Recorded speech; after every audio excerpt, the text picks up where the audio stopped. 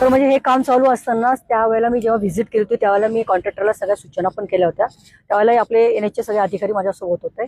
एक एक गोष्टीचं आम्ही त्या ठिकाणी कॅल्क्युलेशन केलं होतं की ह्या ठिकाणी अशी परिस्थिती निर्माण होऊ शकते. सरळ दिसतं की खडी दिसते, तिथं पेपर्स लावलेले दिसत आहेत, तर त्याच्यामध्ये आम्ही दुरुस्त करून टाकू. मला असं वाटतं कुठल्याही प्रकारची काळजी कॉन्ट्रॅक्टरने ह्या कामामध्ये घेतलेली नाहीये.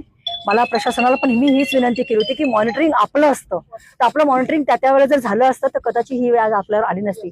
आज या पुलाची परिस्थिती बघल्यानंतर अतिशय भयानक आहे. खाली रेल्वे आहे, त्याच्यावर हा ब्रिज आहे. समजा उद्या कमी जास्त घडलं असतं तर आज रेल्वेचं पण नुकसान आणि लोकांचं जनतेचं किती अतोनात नुकसान झालं असतं आणि कोणत्या प्रसंगाला आपल्याला सामोरं जावं लागतं याची मी कल्पना पण करू शकत नाही. इतकी भयानक परिस्थिती आजच्या रस्त्याची आहे.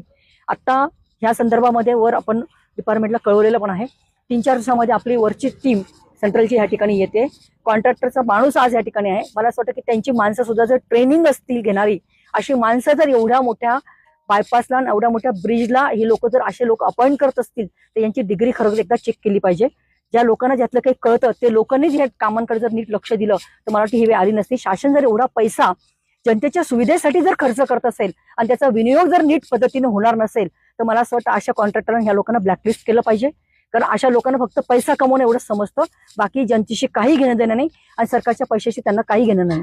मला असं वाटतं ह्या माध्यमातून मी शेवटपर्यंत हा विषय या ठिकाणी मांडणारे. अधिवेशन सुरू आहे. गडकरी साहेबांकडे मी आता मागच्या वेळेला फोटोग्राफ्स मी दिले होते, त्यावेळेला त्यांनी सांगितलं आम्हाला की आम्ही दुरुस्ती करून देतो, पण दुरुस्ती काय केली त्याचा आज आम्ही प्रत्यक्ष रूप आम्ही बघतो की त्यांनी कोणत्याही प्रकारची काळजी या ठिकाणी घेतलेली नाही आणि अशा कॉन्ट्रॅक्टर ब्लॅकलिस्ट केलंच पाहिजे. हा माझा आग्रह असणार आहे.